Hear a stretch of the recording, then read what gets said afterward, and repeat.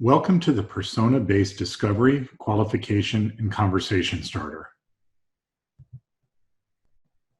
This module is designed for all Cisco sellers. It is intended to be high level and provide just enough information for you to describe our security platform to a variety of personas. In this module, you will learn how to identify the primary concerns of various customer personas, introduce our security platform and solutions, and articulate the value of those solutions using the customer's language. We will look at 7 personas with which you may interface, but we will spend the most time on the role of the CISO. And in order to have the most pertinent information from this module at your fingertips, we will provide you with a job aid that you can either print or keep handy as a quick reference tool. Here are the high-level areas that will be covered in this module. There are some common challenges experienced by each of the personas discussed in this module. Those challenges are in the categories of time, expertise, and evidence. While each challenge is often expressed slightly differently based on the persona's role, the theme is the same. For instance, everyone wants to accomplish their job more quickly. Simply put, they want time back. When it comes to expertise, everyone needs expert-level information at their fingertips. While it's unrealistic to expect everyone on a team to be a security expert, it is reasonable to expect your security solution to provide expert-level information that is actionable and better leverages your experts to do what they should be doing. Finally, there is evidence.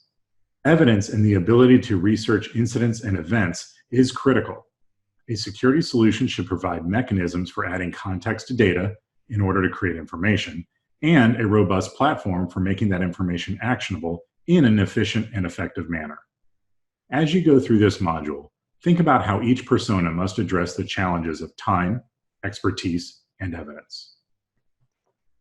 In order to properly address these challenges, we rely on the Cisco security platform.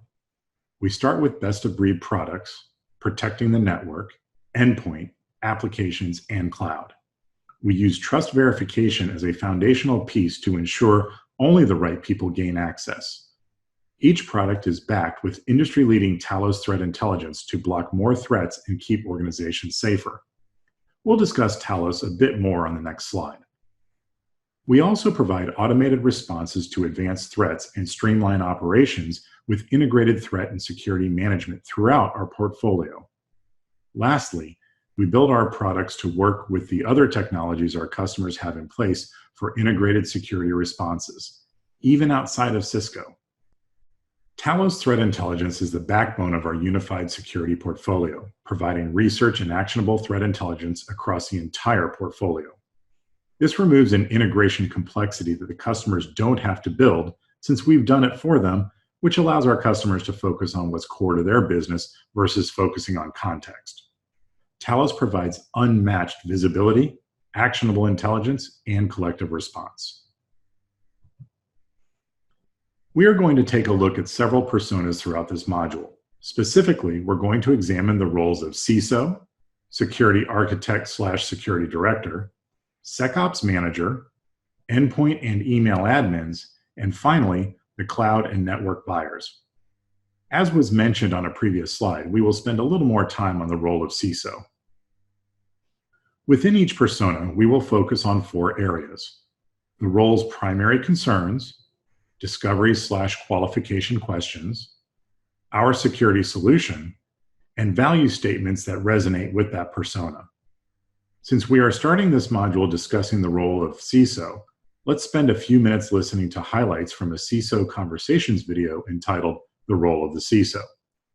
You can find a link to the full video in the resources section of the PowerPoint slide deck that accompanies this course.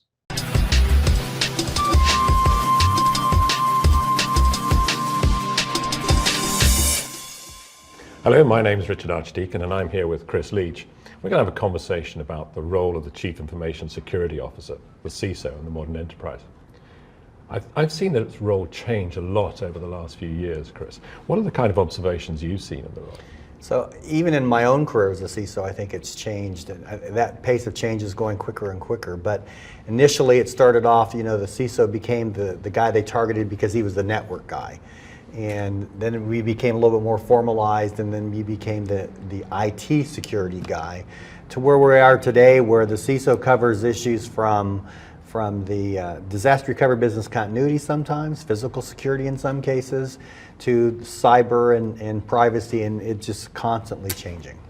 Yeah, I think it must be one of the most complex roles in a business organization today when you consider you've got to cover, as you say, privacy, compliance, international law, psychology, all of those points, and how you actually make security successful.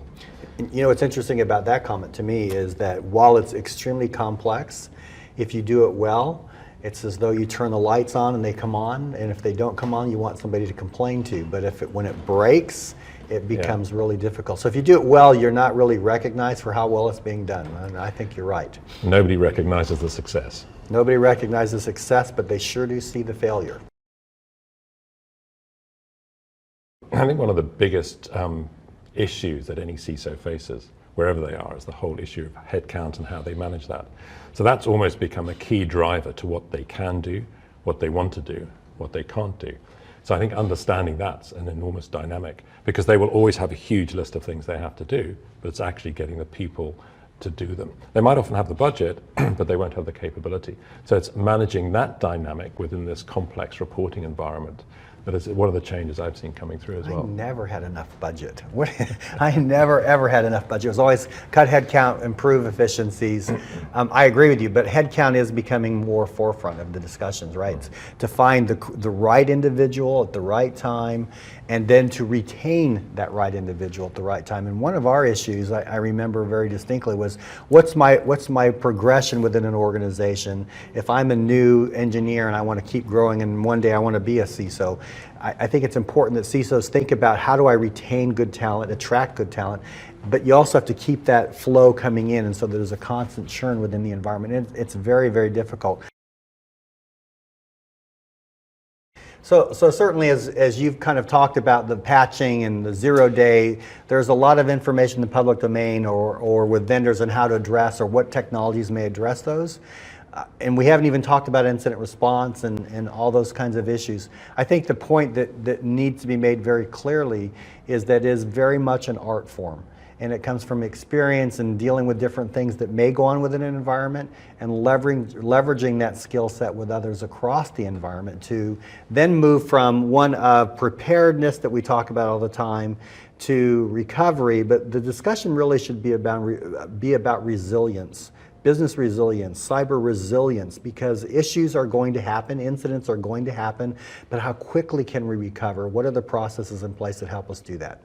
And I've seen a lot of work around that. How do you manage an incident, keep the business going, whilst understanding how to repair what has happened, how to roll back the situation and make sure under control. It's building the airplane while you're going down the runway. That's what it's about.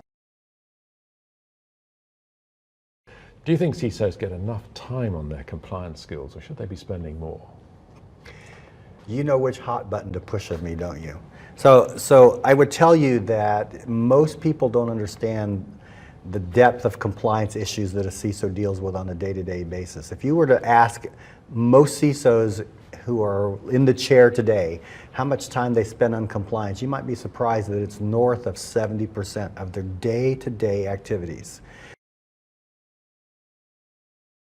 Here's the real problem, I think, with compliance, is many people, consumers especially, the boards, will think, I'm compliant and therefore